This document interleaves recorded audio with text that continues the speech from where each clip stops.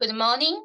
Welcome to the ST Yao High School Science Award 2024 Science Talk, Bridging the Present and the Future. I'm Joelle, member of the Hong Kong Young Academy of Science. It is my great honor today to be your moderator for this online science talk, which is held jointly by the Hong Kong Academy of Science, Yale Mathematical Science Center of Tsinghua University, the Institute of Mathematical Science of the Chinese University of Hong Kong, and the Hong Kong Young Academy of Science. Yale Prize is a research-based competition emphasizing on innovation, originality, creativity, and persistence in research activity. It has 6 subject categories, which are mathematics, physics, biology, chemistry, computer science, economic and financial modeling. Yale Prize covers Hong Kong and all the Asian region outside mainland China. Before we start, let's have a review of 2024 Yale Prize Asian. Please.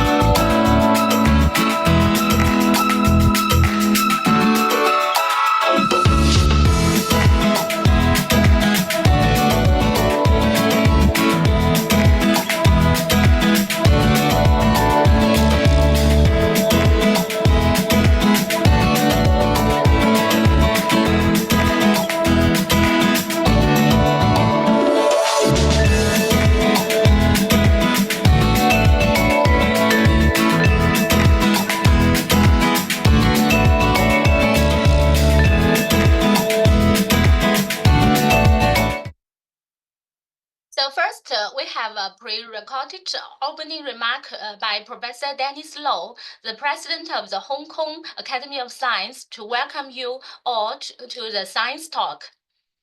Professor Shing-Tung, Professor Shing-Tung, Professor Eugene, Anderson, Joelle, students, and everyone online, good morning.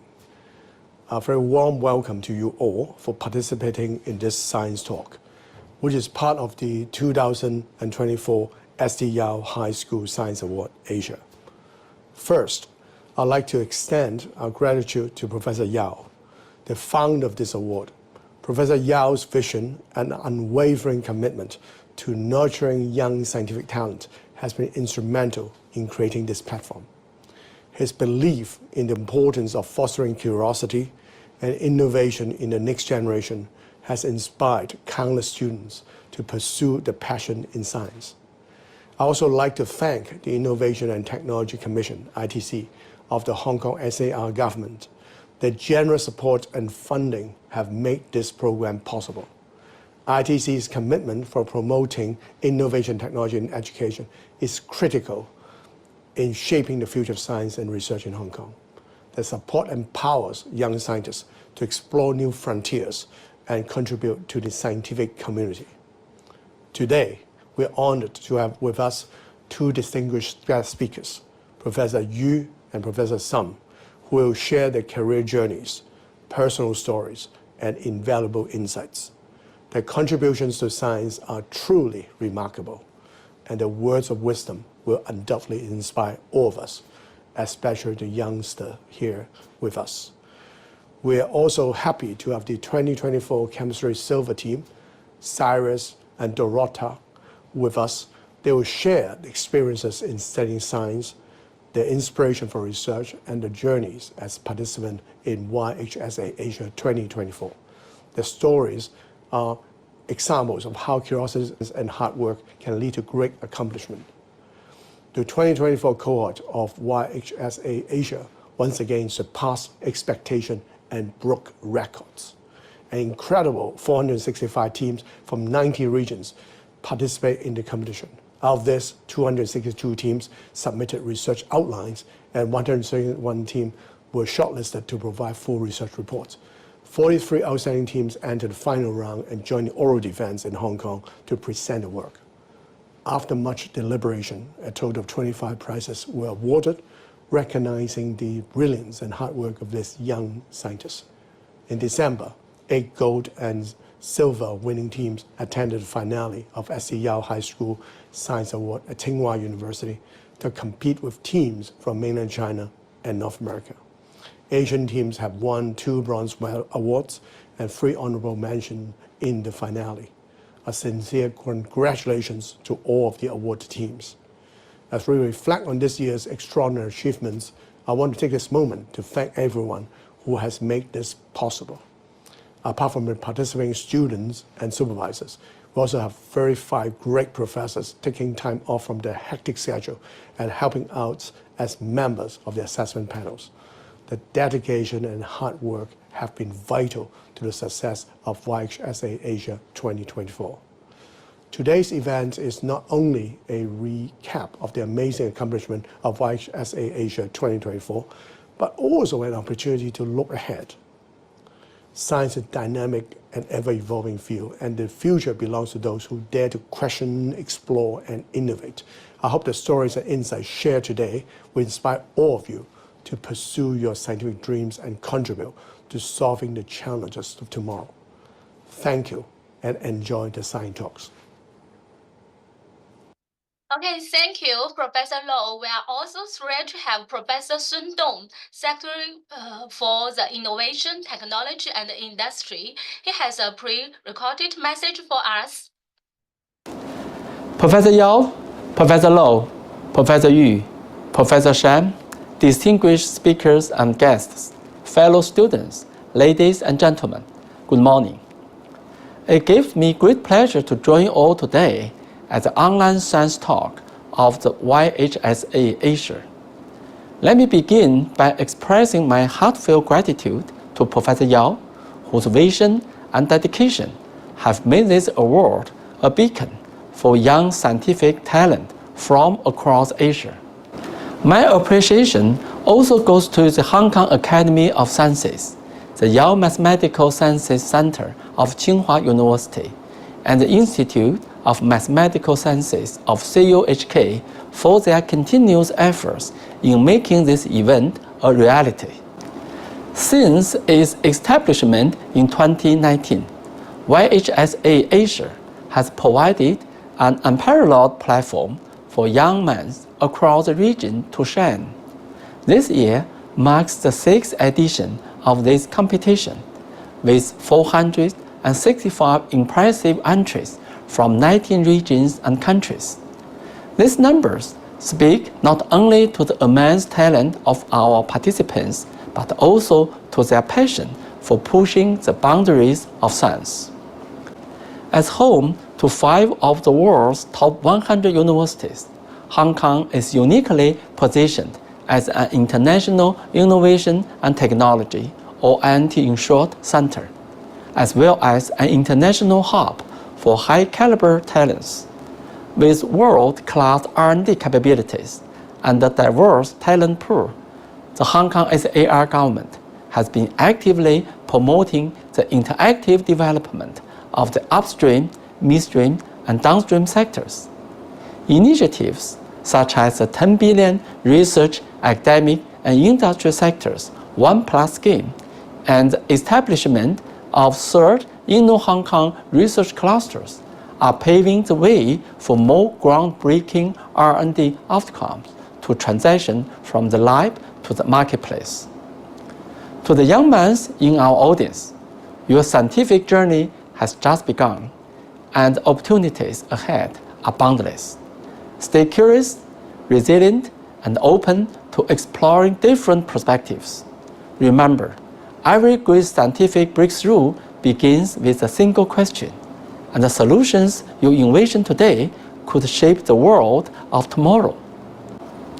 Before I close, I hope today's science talk sparked new ideas and aspirations. Together, let's nurture a vibrant INT ecosystem to foster creativity, collaboration, and innovation that inspire and impact lives. Thank you. Thank you, Professor Sun, for the encouraging message. Today, the ASHK invited two veteran scientists to share their illustrative career with personal stories and experience in research. They are Professor Yu Jun and Professor Anderson Sun. In addition, the students Cyrus and Dorottya Pepper will also share their computation experience. We will first invite Professor Yu Jun to share with us with interesting moments and stories in her path of science research. Professor Yu is a member of the Hong Kong Academy of Science, the Assistant Dean of Faculty of Medicine, and the Choh-Ming Lee Professor of Medicine and Therapeutics at the Chinese University of Hong Kong. She is a gastrointestinal cancer specialist. Over her career, she has discovered genes, molecular, and bacteria of gastrointestinal disease.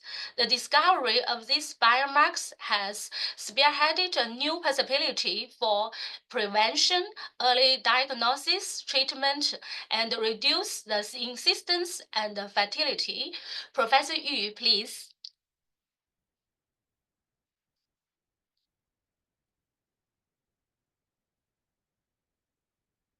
Professor Yu? Okay. Can you see my slide? Yes, yes. Okay, good. Thanks so much, Jolie, for your nice introduction. Can you hear me? Yes, please share the full. I already share. Yeah, but okay, we let me can see. The next page. Let me see. Okay, I would like to share again. Sorry. Yeah, thank you. And then let me see. Yes. Is it working now? Yes, yes. Okay, and yeah, and thank you so much and for the nice introduction. Good morning, professors and students. It is indeed my great honor and pleasure to share this with you, this particular topic on how gut microbiome impact on human cancer. Okay, let's first introduce the human microbiome. Actually, your body contains hundreds of different type of cells.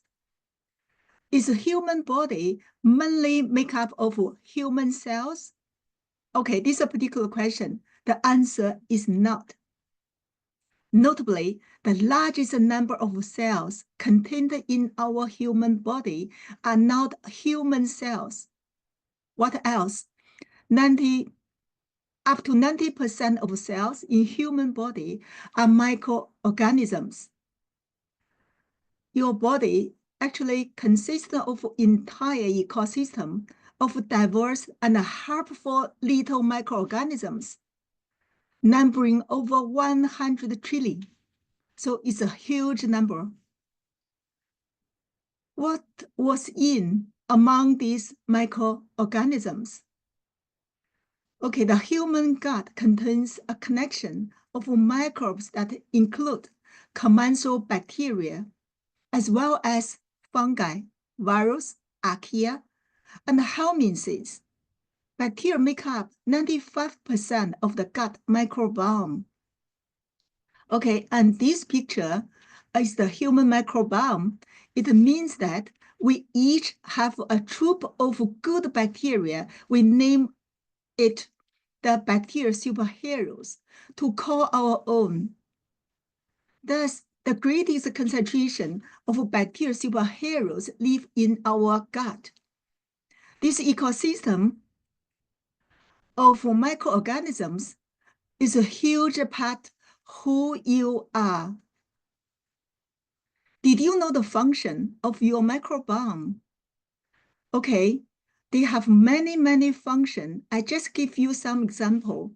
Your microbiome aids food digestion to fuel your body, influence your mood and energy level, helps you to adapt to your surroundings, to protect against harmful organisms, and much more. Scientists have only just scratched the surface of understanding how incredible these little guys truly are and how important they are to our health. Okay, it all started when you were born. Some of the bacteria in your mother's microbiome were passed along to you to become the beginning of your very own microbial fingerprint. When you were a baby, experienced the world for the first time, the bacteria and your microbiome were doing the same. By the time you were a toddler, the makeup of your gut microbiome was almost fully matured at 2 or 3 years old. Your bacterial superheroes had already established a natural and balanced state. Did you know that microbial diversity is a key to a healthy microbiome? Scientists have discovered that your microbiome fingerprint actually need to consist of many different types of bacteria to keep you strong, healthy, and robust to drastic or harmful changes. Did you know what a healthy microbiome lacks balance? When your microbiome becomes unbalanced, you may become unhealthy and even susceptible to chronic disease, many different kinds of chronic disease, including cancer. But with the help of your superhero, your microbiome always strives to return to a natural, balanced state. Eating healthy food can help your superheroes to be more effective in keeping you healthy. Your microbiome plays a starving role in many processes, from digesting food and affecting mood and energy levels to preventing invasions by harmful microorganisms. Your heroes are working hard to keep your gut healthy every minute of every day. We want you to understand that a healthy microbiome means a healthy you. Okay, after understanding the human microbiome, let's second discuss the role of microbiome in cancer. Dysbiosis means that you have an imbalance in the different types of microorganisms living in your body, with loss of good bacteria and overgrowth of bad bacteria or pathogenic bacteria. Different bad bacteria can cause different kind of disease. From this picture, you can notice that some bacteria are associated with infection, some associated with inflammation, some are associated with immune disease, some are contributed to cancer. You see the balance in dysbiosis, this bacteria overgrowth, but good bacteria only one, but part of bacteria doing nothing, just like a passenger. So some good bacteria getting less, bad bacteria getting more, that means dysbiosis. In this regard, therefore, the dysbiosis has been implicated in a wide range of disease, including inflammatory bowel disease, IBD, autoimmune disease, asthma, neurological disorders, metabolic syndrome like type 2 diabetes or type 1 diabetes. In particular, okay, dysbiosis can induce cancer. Okay, due to the particular location, the gut microbiome in colorectal cancer may play a very important role. Let's start the discussion for the correlation of microbiome with initiation and progression of colorectal cancer. To examine the contribution of gut microbiome in colorectal cancer CRC, we compare the gut microbial community difference in colorectal cancer patients as compared with the healthy subjects. Is the same or different, and based on the stool in terms of microbiome. We evaluate this microbial composition by using a shotgun metagenome sequencing.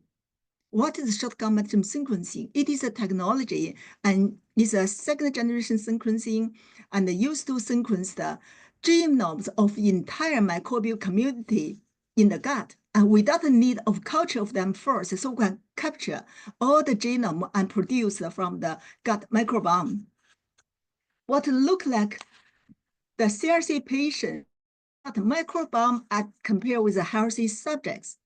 And this slide shows that you can see here the red color is colorectal cancer patients, which showed a very lower microbial diversity, suggesting an unbalanced and healthy microbiome composition as compared with healthy control subjects. In particular, we identified the particularly enriched potential pathogenic bacteria in colorectal cancer patients, including the first one, Patriococcus anaerobus. And this bacteria is significantly enriched in colorectal cancer. The function is totally unknown in terms of the correlation with cancer. In particular, some enriched bacteria in colorectal cancer patients are known oral pathogen, which showed a strong positive association, indicating they may work together as a team to promote the initiation and the progression of CRC colorectal cancer. And based on this observation, we want to see whether the change of gut microbiome in colorectal cancer patients as compared with the control subjects, is this a cause or consequence, a chicken or egg? And with this question, we do the series analysis. And before that, I'll give you some background information. Colorectal cancer developed through a multi-step process. It's not sudden occur. It's for many, many years, which involving a benign adenoma or polyps to cancer. So adenoma or polyps is benign, and this progression can take years or even decades. And then to understand the microbiome contribution, is not only a consequence, perhaps it's also a trigger factor or early event. So we studied, according to disease progression, we did a biopsy from normal adenoma polyps and colorectal cancer. And then from these slides, you can see the microbial changes according to the disease progression from normal adenoma to colorectal cancer. And there is a shift and gradually increased. Of course, some bacteria is declining according to disease progression, indicating the cause effect of gut dysbiosis in the development of colorectal cancer. So it's an early event, but not a consequence. Then we ask if the microbiome changed because the dysbiosis in colorectal cancer, we identify whether it can promote colorectal cancer progression. With this question, we performed additional investigation.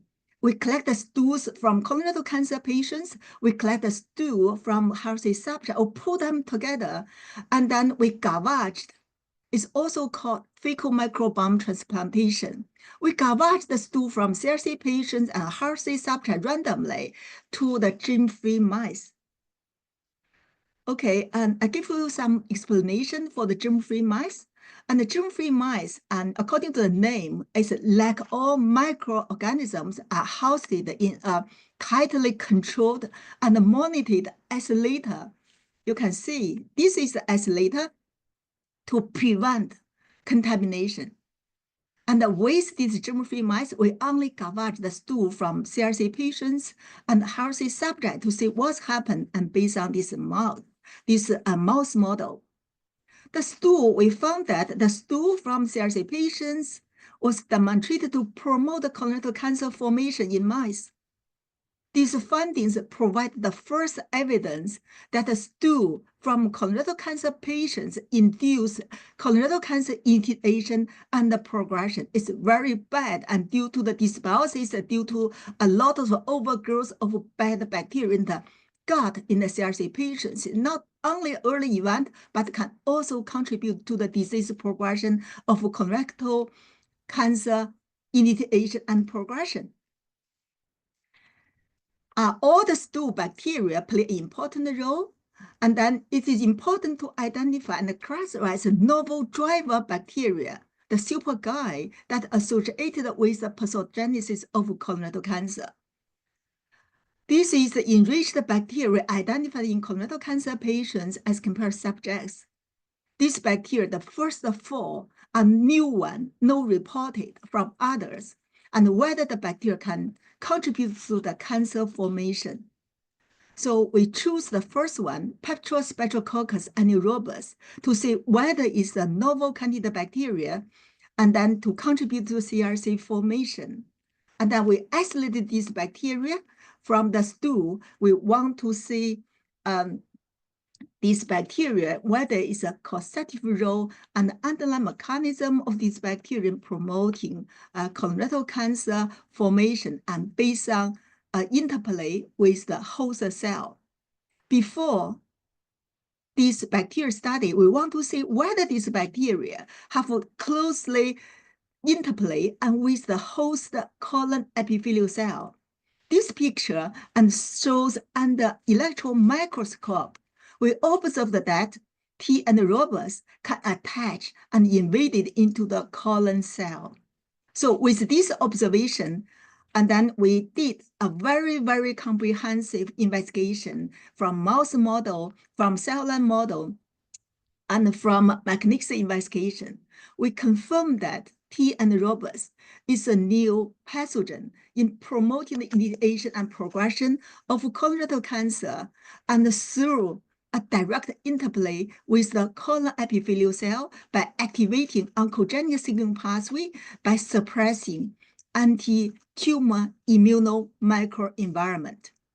So this is an example for a driver bacteria in contributing to the initiation and progression in colorectal cancer.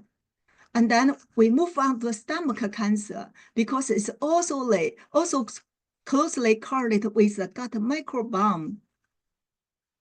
And then in the stomach cancer, we also did the genome sequencing in gastric cancer GC as compared to the superficial gastritis as a control.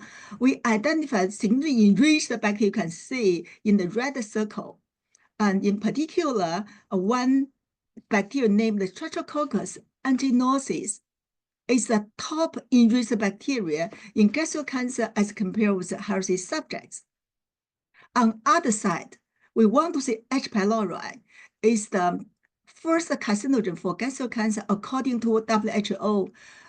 And then we want to see, in addition to H. pylori, is there any bacteria also contribute to gastric cancer initiation and progression? To answer this question, we want to remove H. pylori to see what's happened, whether other bacteria associated with the disease progression, especially the precancer lesson to cancer formation. So we collect the samples. This is a large-scale population-based study. We collect the samples in a high-risk area in Shandong, Muping. We retrieve this sample, analyze the gastric biopsy samples comprising 102 pairs and before and after 1 year H. pylori eradication, and 100 pairs. You can see here 100 pairs before and after 1 year placebo. We did a microbial sequencing to see what's happened with or without H. pylori infection.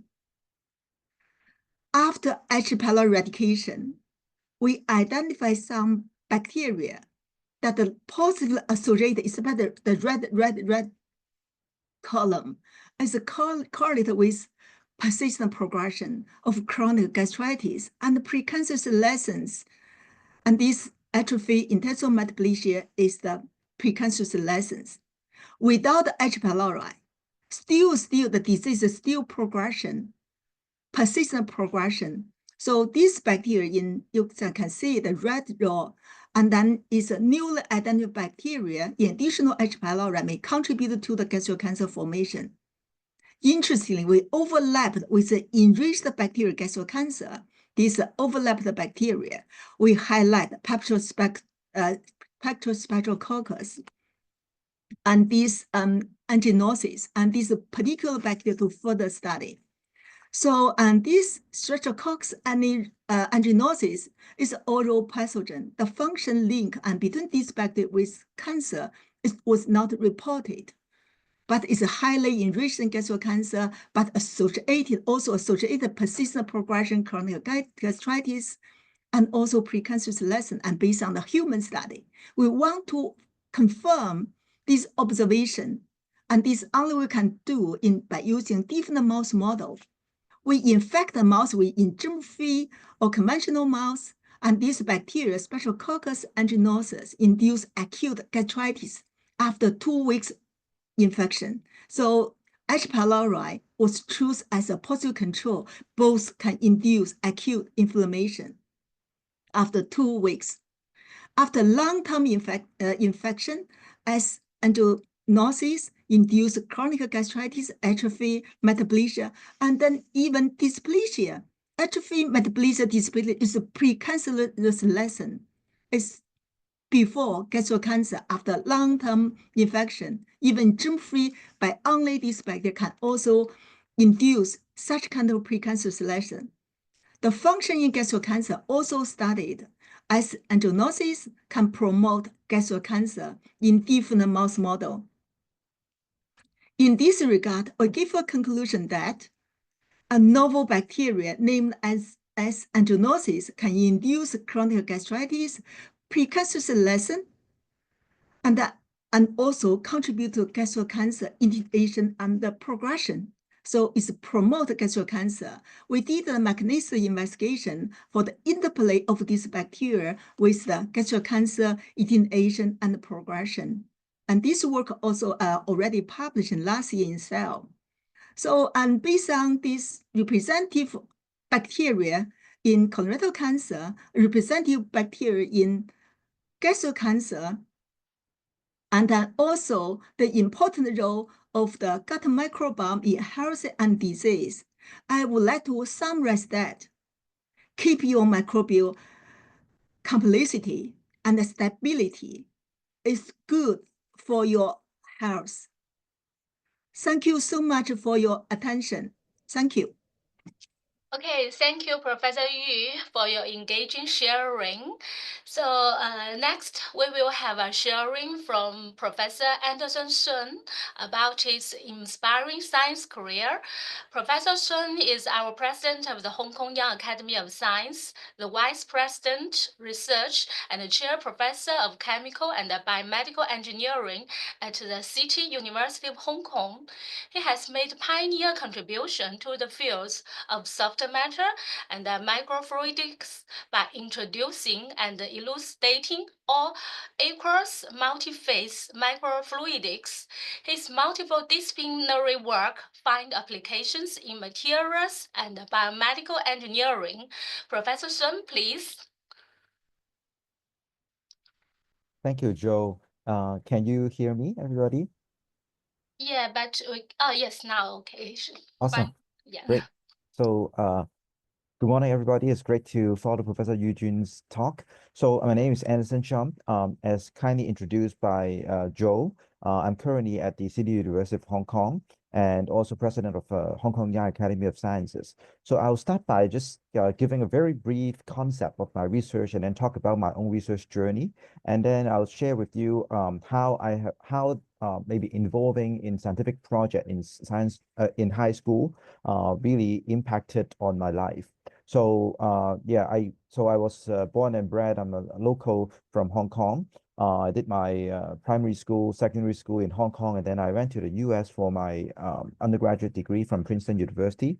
And then I got my master's degree and PhD degree from Harvard University. And then afterwards, I came back to Hong Kong and started as an assistant professor in mechanical engineering at the University of Hong Kong.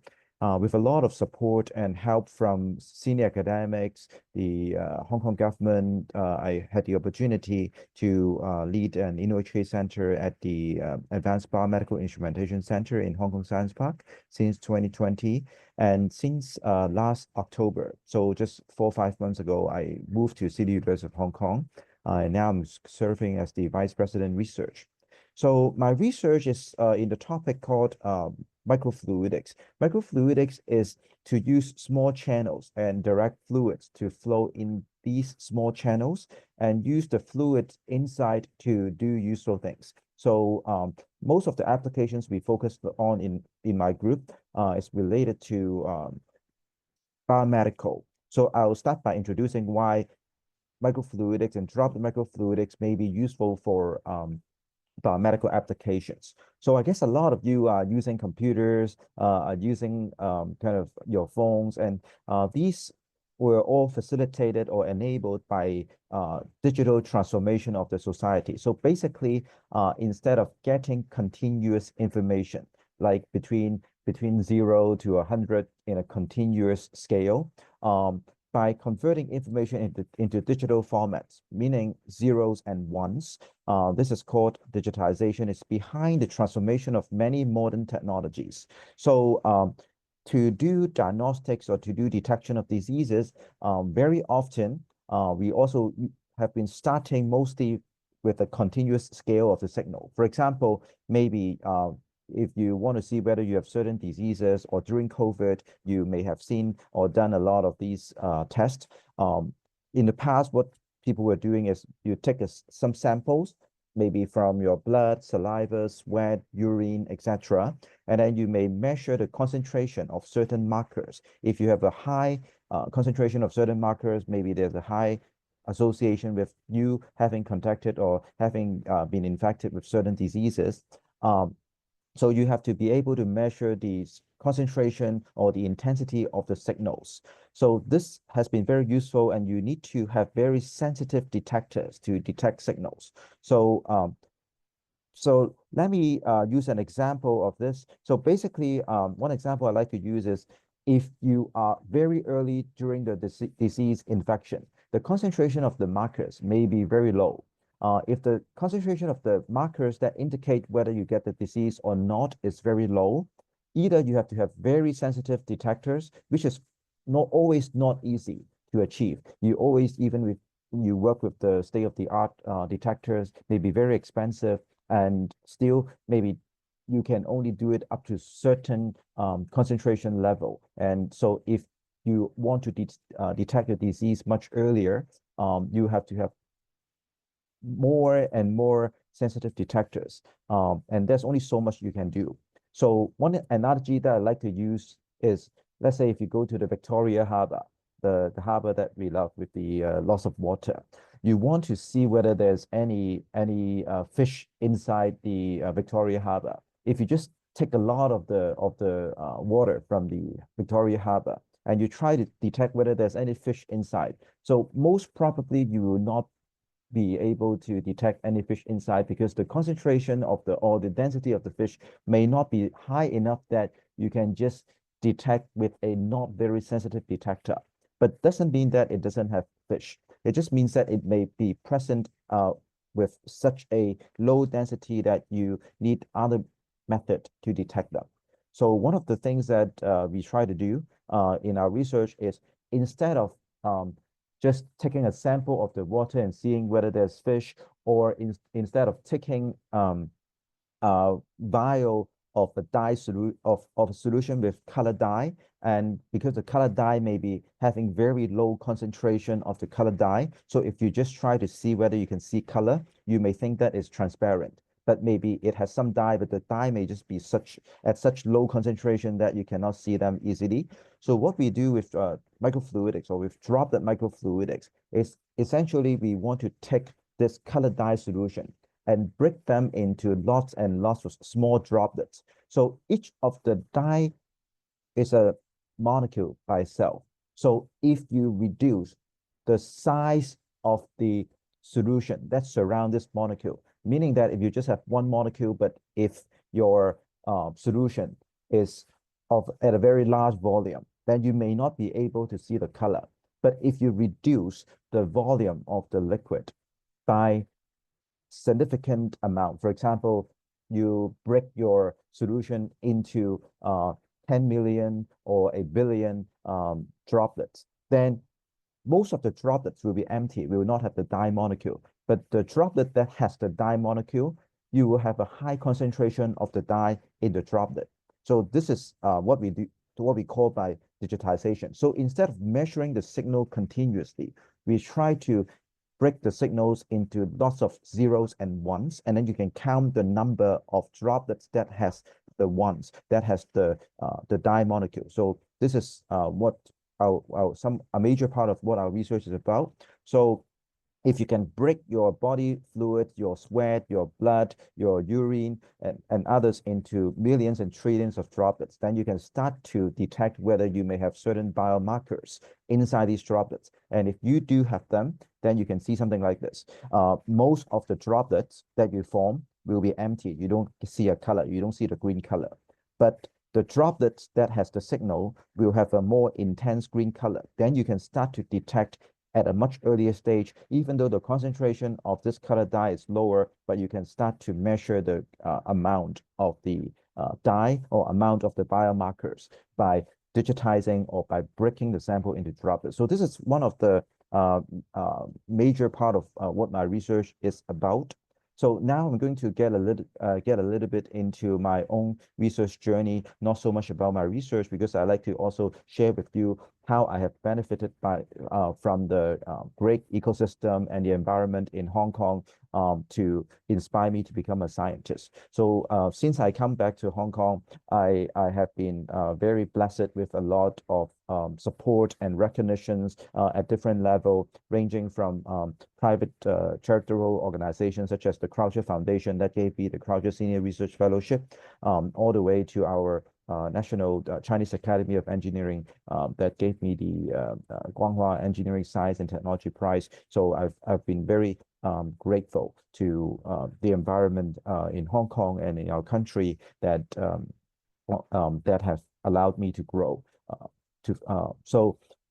But it all started, as my title said, it all started from high school. So my first research experience was during summer after high school. I was 19 at the time. This was my experience I was joining a summer program in a university, Technion University. It's an Institute of Technology in Haifa in Israel. So it was a program for secondary school students. I had the opportunity to be surrounded with different secondary school students from different parts of the world, and we were each engaging in a research project. There may be groups of 2 or 3. I was working with another student from Bulgaria, and I was working on the project of the effect of noble metals on photocatalytic efficiency of titanium dioxide. So that gave me a first glimpse of how research is like, what it takes to do research, how to use certain new equipments, and how to start thinking about research in a scientifically rigorous manner. And then afterwards, when I was doing my undergraduate studies, I also did some summer research. I actually came back to Hong Kong for my summer vacation, and I was participating in a summer project following the close mentorship of some PhD student and also postdoctoral researcher at the time. I was learning how to use certain equipments, spectroscopy, and how to measure catalytic activities, etc. So this was my other summer research experience.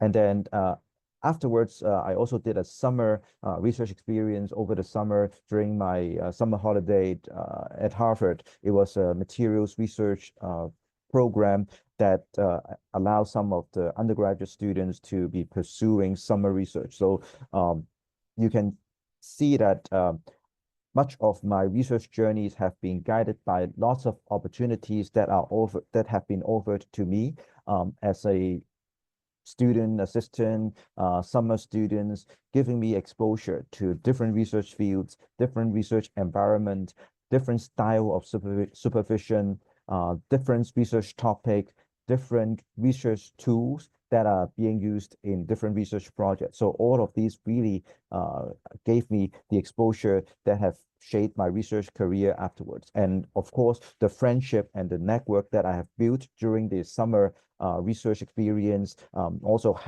gave me a lot of advice on what I should be doing, what I would need to do if I want to achieve certain research career objectives. So these were all very helpful. And even many years after my summer research experience, when I went to materials conferences, I still sometimes bump into some of my mentors, some of the administrators of the summer program that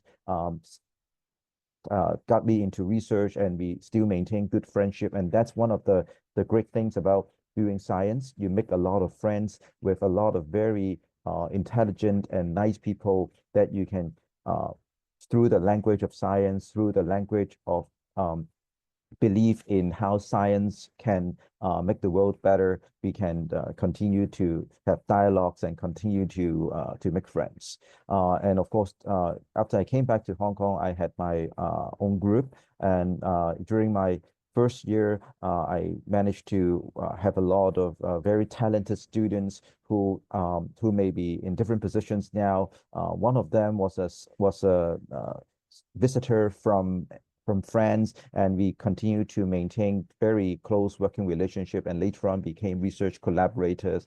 He is now a very well-known professor in university in the United States. And when I first came back to Hong Kong, I was also fortunate enough to be awarded the Early Career Award through the Research Grounds Council. And at that time, I was at the same ceremony with Professor Lap Chi Chui, who was also our president of the Hong Kong Academy of Science before Professor Low succeeded him. So, and then I continued to work in Hong Kong, in University of Hong Kong, to build my research lab. This is the research group. And we got to work with a lot of talented students that went on to have their own independent career in mainland China, in Hong Kong, in Europe, in different parts of the world. So it's great to be able to not just work with senior mentors, but also work with younger scientists, younger students to get inspired. So scientific career is really inspiring. And one of the things that I always feel very blessed about being able to work as a professor is that I get to work, and I get to learn, and I get to earn, and I also get to return to the society. So this, for those of you who are thinking about whether you may want to pursue a research career in future, this is something that you may want to consider as well. So why would someone be interested in research if you're considering doing research? My own journey tells me that there are multiple possible reasons. One is maybe there's some research questions that you're really curious about, so you may be driven by curiosity, and you may want to be helping to contribute in solving some problems. For example, during COVID, a lot of researchers quickly took up the task and try and come up with new ways to do detection, to do vaccines, etc. So there are lots of problems that need solutions, and if you want to contribute to a new solution, research is a very important element in the process. And of course, for those of us who enjoy doing research is fun. And also you get to develop a sense of rigor in tackling or in understanding some problems. So that is very, very helpful and important. And in the research process, we take a lot of criticisms, but criticisms We learned how to have the right attitudes when we do research. When people criticize our work, people really help by criticizing our works, not by criticizing us as a person, because in the research world, we get a lot of feedbacks, we get a lot of what we call reviews, we get also a lot of rejections, whether when we publish papers or when we try to submit research grant proposal to get money to do research, we get lots of rejections. But the comments and the criticisms really help us enhance our rigor. So we do better research and we could become better researcher.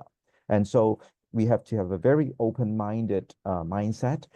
Being open rather than defensive can allow us to get more questions, get more comments that can help us become better. And also in research, we do a lot of collaborations. We collaborate with different people. One thing that's important to remember when we collaborate is we want to have complementary expertise rather than overlapping expertise. We are not trying to get people to do our works, but we are trying to admit that we are weak in certain area. So we need people to collaborate with us so that we can move faster, we can move in the right directions by their feedbacks.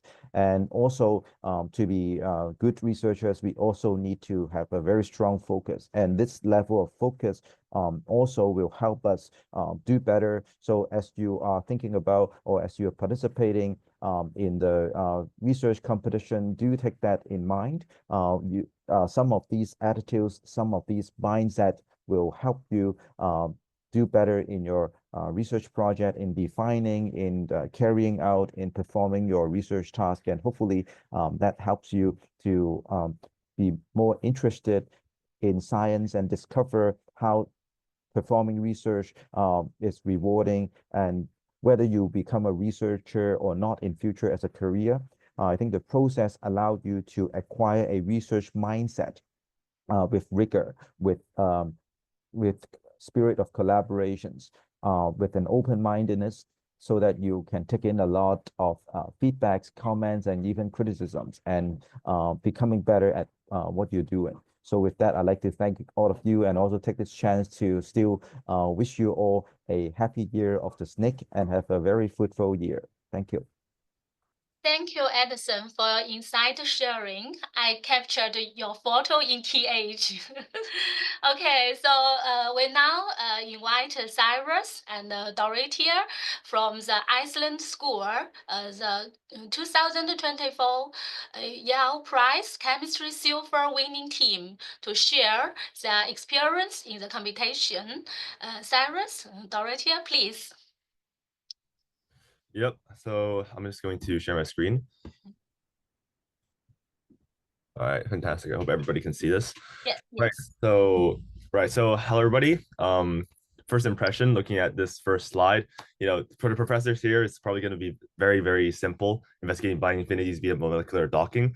I'm guessing for many students here, it might seem like a very complex topic, but for our presentation, we're going to keep things very simple and instead focus more on the journey of our research and lessons that came about through that, as well as why we think STL could be an amazing opportunity, and maybe even some tips for how you could also get an award. So really quickly on both of us. So I'm Cyrus, and speaking with you is... I'm Dorottya. Yep, and as Professor Wang said before, we won the silver award in STL Asia and the bronze award in Beijing. So first of all, just want to talk a little bit about our inspiration. So actually, it wasn't anything surprising, it wasn't anything technical, we didn't look deep into like some papers online or anything. It was really just, when walking around Hong Kong, we saw a bunch of ads by Gang-to, which I'm sure many of us here know. And he for a time he was doing a lot of ads relating to HPV vaccines. So we kind of thought, okay, there's a lot of HPV vaccines, which is good, but how about for the people who don't want to take vaccines or can't take vaccines for one reason or another? Is there some sort of cure for them? And we discovered that actually it wasn't really an effective cure at the time. And so we dug a little deeper, and we actually landed on the, I would say, overarching topic for our research, which is drug repurposing. So just to keep this simple, as you see from this flow chart here, this is actually an excerpt from our presentation. The traditional drug discovery process takes an extremely long time. And if you instead use drugs that already exist and instead repurpose it, you can reduce that time by a lot, reduce the risk, and reduce the cost, because we already understand the side effects very well. So I'm gonna give it to Dorottya, and she's gonna explain. Oh, actually, before that, sorry, I just want to actually, one of the first lessons we learned here is that science allows us to turn inspiration into impact, right? Because our inspiration wasn't anything incredibly complex. All we did was we saw a problem in real life and we thought, how can we solve that with science? And yeah, I think science really has the power to do that, even though right now, in many schools, if, in the typical curriculum, we don't really learn problem solving. But I think if we look around the world a little bit and look at problems that exist, we can realize that science can tackle a lot of these problems, as Professor SHUM also mentioned before. Yeah, so the first thing that we had to learn and to tackle when we started researching was understanding and learning how to find this higher level research. We knew that the topic that we wanted to explore, and the topic many of you guys, if you choose to participate, are going to explore much beyond the scope of what high school teaches you. So just looking at the two diagrams, which are ones that we used and looked towards consistently during our research, it's very complex. And if it does touch on something that we did in high school, it went far beyond what we had actually learned. And also we didn't have a teacher to hand select the things that we were learning. We didn't have someone to teach it to us. We had to search for this independently and lead it with our own discipline, as we were constantly trying to understand these research papers that had terminology we hadn't learned before, and so on and so forth. And this obviously proved to be very challenging, especially because as students we had a lot of other things going on and a lot of content that we were learning. So to add on this new content was a big challenge, but throughout the process we were able to find a lot of satisfaction through the challenge, and that was kind of our first lesson. So by doing more and more research and interacting more and more with the scientific aspect of our topic, we were able to understand our topic better, and we became prouder and prouder of what we were achieving. Because we saw that we were overcoming these challenges and not understanding the terminology or how the method works. And so we were able to use this as kind of a milestone in our scientific journey. And so the fact that even though it was challenging, even though it was hard, that was kind of what made it so impactful for us and such an enjoyable experience. And then after we've started to understand what we were learning about, we had to develop our research. We had to develop how we were going to draw any conclusions from this. And so sorry that we don't have any interesting pictures on here. Most of what we did was on the computer and through coding. So that is all we can really show for a methodology. But what we submitted initially was very different from what we ended up doing. Initially, we wanted to use GROMACS, which was a completely different software to AutoDocVina, which is what we ended up submitting. But the reason we had to stop using GROMACS was because we found that it was beyond our capabilities, and we were not able to actually conduct the research that we wanted to using GROMACS. And we needed to actually switch gears and try something new. And you can imagine how disheartening this was and how difficult this was to realize, especially because there was a lot of pressure with deadlines and wanting to do something good. But because we were able to work as a team and brainstorm something new, we were able to persevere and learn the second lesson, that adaptation is incredibly important in the research process. Because if you adapt, then you can find a new way to solve the same to arrive at the same kind of end goal that you wanted initially. So we've learned that even though setbacks are inevitable, if you rethink things and you're able to shift your perspective, you can still accomplish the goal that you wanted in the first place. And we were able to do that very successfully by running code on AutoDocVina instead of GROMACS.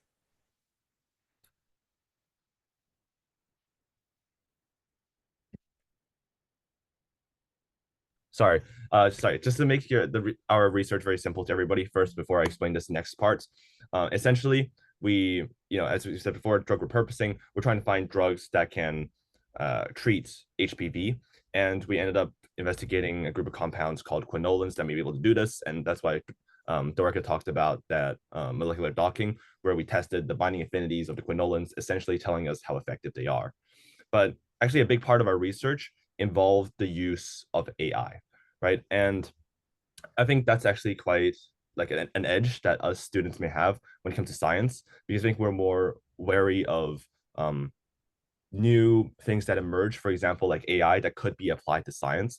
So just to give a very brief introduction to the way we use AI in our research. So essentially, our process is 3 steps. First, we would go on this software called elicit.org, which essentially helps us find research papers.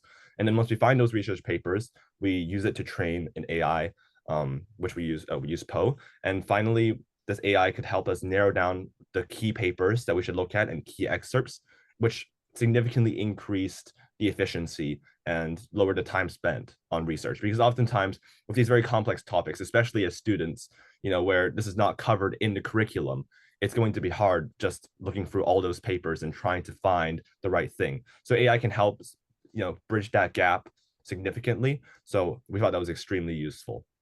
And in addition, we want to talk a little bit about our novel methodology for our research, where we actually combined several subjects. So even though we won the chemistry award, it actually involved use of biology, because as Dorottya said before, we had to identify those binding sites, and that required knowledge of biology.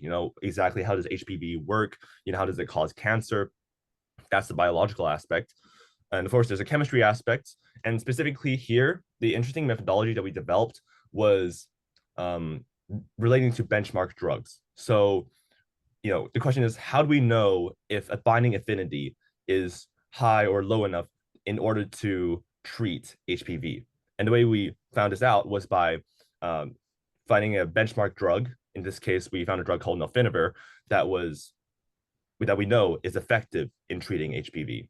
And by placing binding affinity of these candidate drugs to this benchmark drug, we then know exactly how effective it is. So that required a lot of knowledge of chemistry and finding the exact compounds which can be repurposed. That was also a lot of chemistry as well. But also, I think mathematics is integral to essentially all of STEM. And in this case, our use of mathematics was called Z-score, benchmark focused Z-score analysis, where essentially we would place all of these compounds on a Z-score scale, and Z-score essentially how far away from the mean a certain number is through standard deviations. And we basically did that for all of our candidate drugs relative to the benchmark drug. If you want to know more, I think we have a paper online, but that's the general synthesis of what it is. And the point I'm getting at here is that there's an opportunity for innovation here for science, especially for young students, because as before, something like AI, developing these novel methodologies, I think it requires some creativity. And I think as students, we're young, we know a lot about the new things in the world. And I think by combining these things together, we can make some meaningful innovation. The last thing we want to talk about is what it was actually like to participate in the competition and what this competition specifically gave us by doing this research. So as a result of reaching the finals, we had to develop an oral defense, which was a skill that we've never really had to do before. And that was just explaining our research and also answering questions that these very important members of the scientific community, specifically in the field of chemistry, would have to ask us. We were presenting in front of professors and people who have made great contributions to the field. So it was quite intimidating, but thanks to the help of our supporting teacher, we were able to create a defense that express ourselves very clearly, and we were able to get a lot of questions that made us think about what we were about our research even further, and even helped us develop our skills in chemistry a little bit. And then as a result of winning silver, we got to go to Beijing, and that's why you're seeing this picture on the slide right now. In Beijing, we got to participate in a lot of activities that better immersed us in the scientific community, and one of those was attending several science talks by many famous scientists, and one of them included a special screening of The Man from Nine Dimensions, a movie that Hiroshi Oguri made that we also got to listen to talk.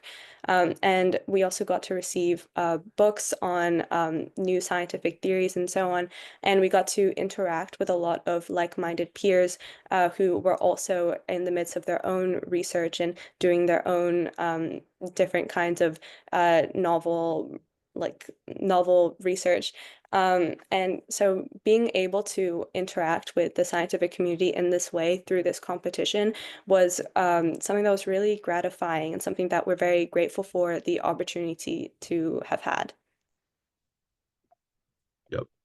And yeah, just to conclude, so I think just final thing I want to say to all the students here is, this competition, or even if you don't join this competition, I think it's really important that we step outside our current high school curricula, because as I said before, we need to, there's problems out there for us to solve that science can be a tool for. And I think a really good quote that encompasses the reason as to why we should pursue science and beyond is the more you know that you don't know. Yeah, and this was clearly seen during, for example, our oral defense, right? Actually, Professor Wang, who is in this call, was actually the judge for oral defense, and he has so many tough questions that makes you realize, wow, there's actually a lot that we don't know. And I think, whether you're a person who wants to solve problems in the world, or you're just a person who's really interested, wants to go deep on a subject, learn more about it, I think science is there for you, because science can be used to solve a variety of problems. And science is also perhaps one of the things where you can keep discovering more and more, but you can never discover everything. And I think that's the beauty of it. So, and last words on STL competition, I think it's fantastic competition because you get to create your own research report from start to finish, right? It's not like traditional Olympiads where, you study a subject and do a test. No, you have to truly innovate, do something that's outside of the scope of your high school curricula. And I think that's extremely valuable. So yeah, I hope that was helpful, and good luck on your scientific journey. Okay, thank you so much. Thank you, Cyrus and Dorottya, for the nice and interesting sharing on the advanced technology, AI-driven docking. Okay, so now we will invite Professor Shing-Tung, the founder of STL High School Science Award, to give a closing remark for today's science talk. Professor Joelle, please. Oh, thank you very much. I've listened to all the talks, starting from President Dennis Low and 2 faculties and 2 students. I think this is a remarkable speech, and I'm very inspired by what they talk about. And in fact, I feel the competition is extremely successful in the last few years. The whole competition starts about more than 15 years ago in Tsinghua University, and we try to branch out to all subjects gradually, starting from mathematics to physics to chemistry to biology, and then to computer science and also economics and modeling. So I think the whole development has been extremely inspiring. For the last 15 years, many of our winners has gone to very well-established universities like Harvard, Princeton, Chicago, Columbia, and all these great universities. And of course, including Tsinghua, Beta, and also Hong Kong University, CUHK, and all that. I'm glad, really excited, in fact, to see the growth of all these winners. Some of them becomes a professor in a university, some of them working in industry, but many of them are doing academic work, which I think is really great to know. I was inspired to start this whole competition based on actually my two children's education. When they were in high school, they start to compete in Intel competition. Both of them are in biology, they are not in mathematics. But they are very much devoted after they join the Intel competition. They start to think creatively, they try to work with people and learning from great professors and all that. I think these are all important for their life later. My son, my elder son, actually eventually now becomes a full professor in Harvard Medical School and doing really very important work in biology. So when he went to the Intel competition, he started out to learn about immunology, and he works in my friend Jack Schomiger's lab in Harvard. And at the beginning, he knew very little. And then because of driven effort to learn more in the subject so that they can present such a competition, he learned and did a lot of research with the postdocs together as a high school. I think he was a 11th grade at that time. And he presented a very good paper afterwards. And then my second son, Michael, also did the same thing. And originally, he was not interested in anything, actually. But after he joined this, he becomes very much devoted to science, and he eventually went to Stanford for medical school to study biology also. So I think this is a very interesting event that I met for my own children. So I decided it would be very important for our Chinese students, but not only Chinese, of course, it's international now. At the beginning, major for Chinese students, to learn something beyond Math Olympics, beyond Gaokao, or beyond examinations, to do something creative, intellectual thinking. And I think this is very inspiring to watch the children are doing that.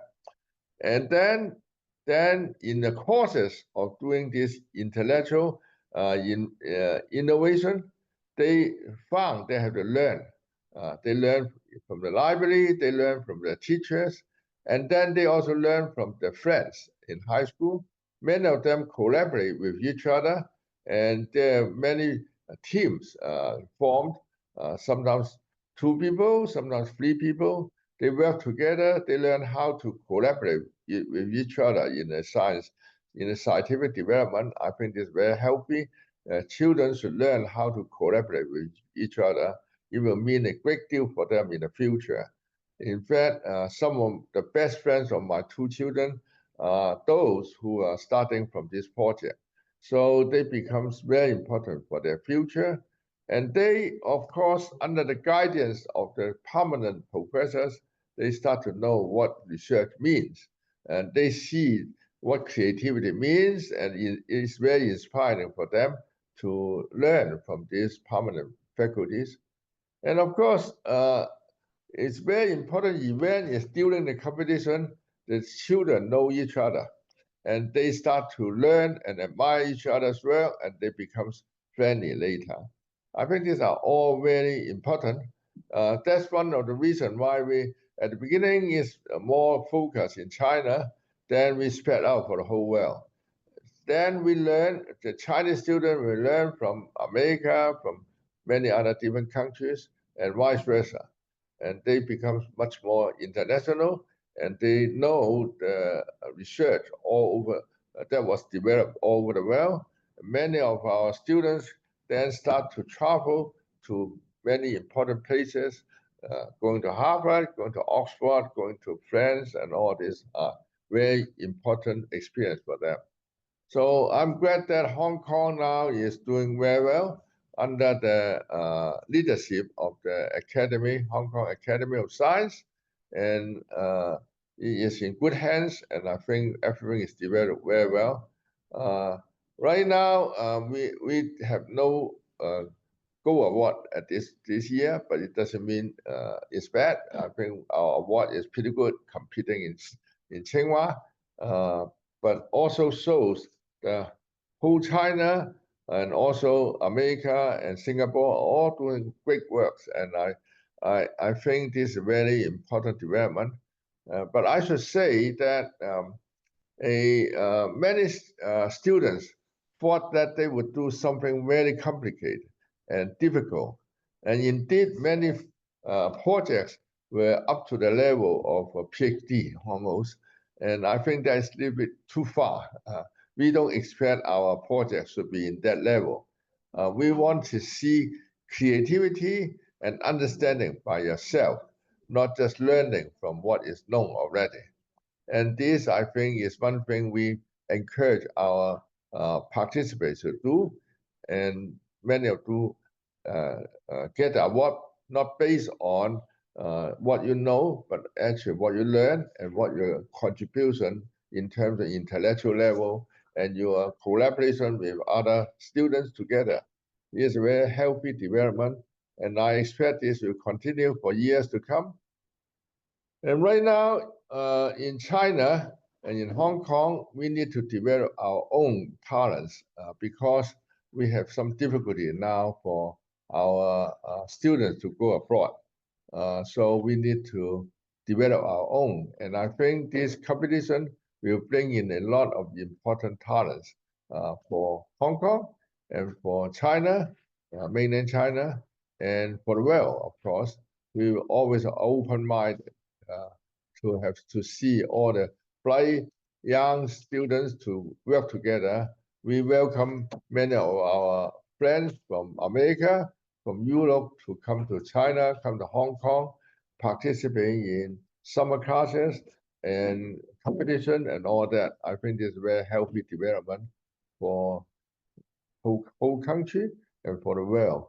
So I expect this will continue to develop, and I encourage our Hong Kong students to work harder. And I hope you will win several gold awards next year, which is not trivial. Okay, thank you. Okay, thank you, Professor Yu.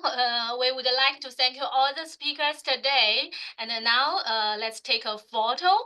Please open your camera.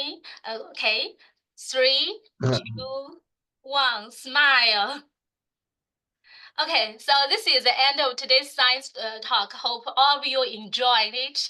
We stay tuned to our website and the social media for the news of Yale Prize. Have a nice weekend. See you in the next event. Bye-bye. Bye-bye. Bye-bye. Bye. Thank you. Bye-bye. Bye-bye. Thank you so much. Bye-bye. Thank Bye-bye. you. Bye-bye. Bye-bye.